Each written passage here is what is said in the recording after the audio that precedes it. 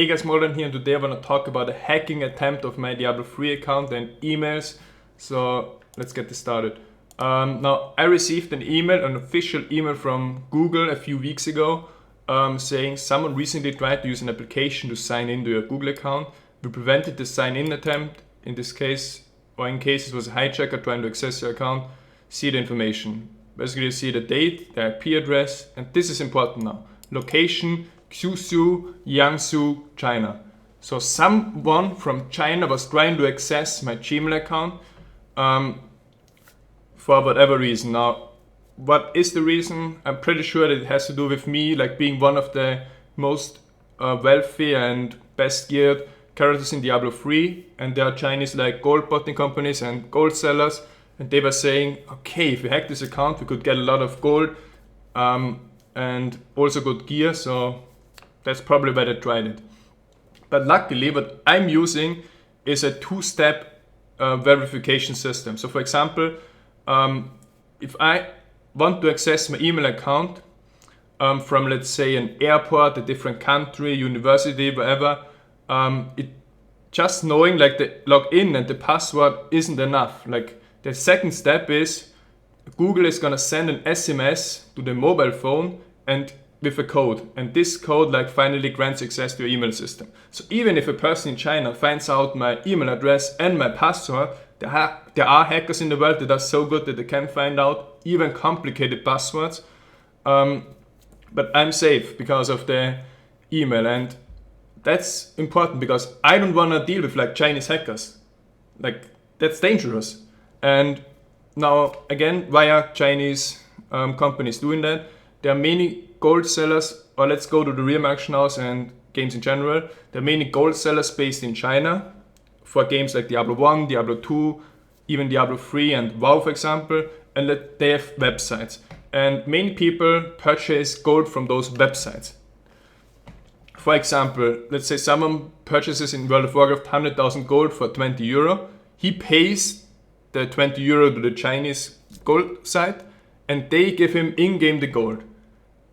That's it. Everything's so good. But that's not the end of the story. What the Chinese gold companies are doing usually 3 or 4 weeks later is they check the email. They check the email address from the person that purchased gold. And in many cases, it's the same as the login email to the World of Warcraft account. And what the website is doing then is they hack the password, and if the person doesn't have an authenticator, now let's say only 70% of all people have an authenticator, then they have access to their account. And what they do then as next step is they trade gold from they rip off the character, disenchant all the gear and so on.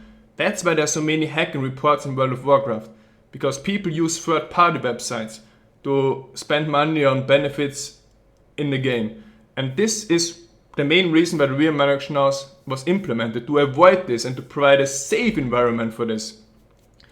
But yeah, additionally, like some websites, from what I've heard and seen, they don't just like let you register with your email and other information, or like what they are doing is they let you like create an account. So you create an email and a password, and many people they still use the same email and password that they use in game.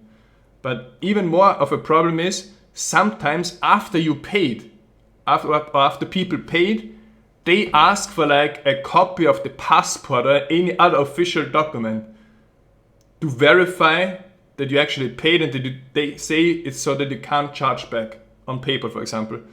But this might be one reason, but it's not the main reason. The main reason is they use this copy of the passport or ID, whatever it is, government issued ID, to like send a request, a hacking system to request to Blizzard themselves, and they get access to your account then, and then you don't even have a chance to get it back because they have your passport.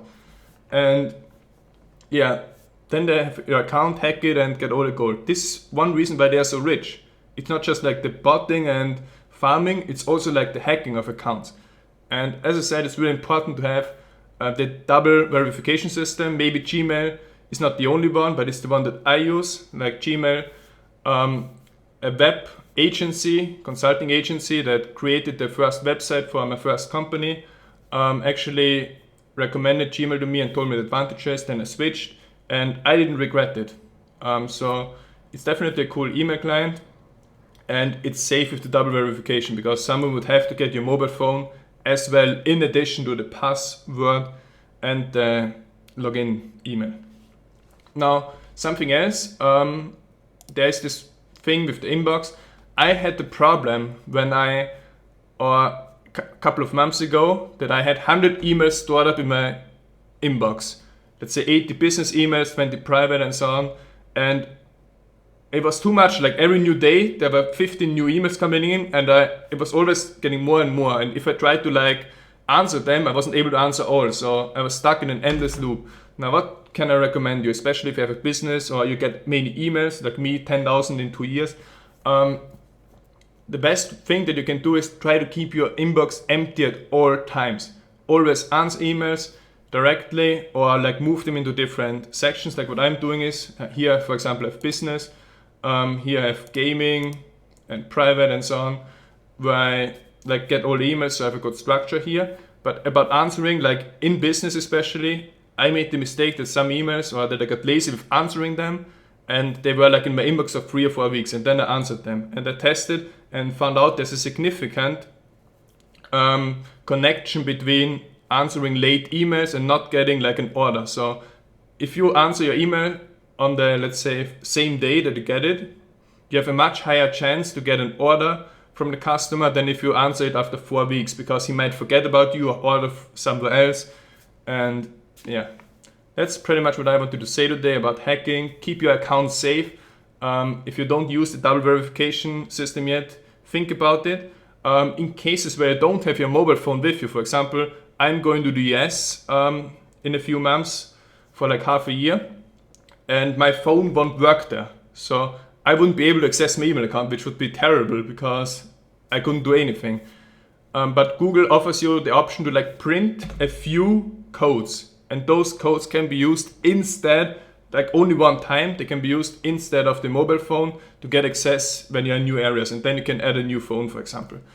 Okay, that was my video. Hope you learned something. And yeah, think about switching your email accounts if you don't have yet, about the double verification system, and don't get hacked from those Chinese people. Thanks for watching. I'll be back.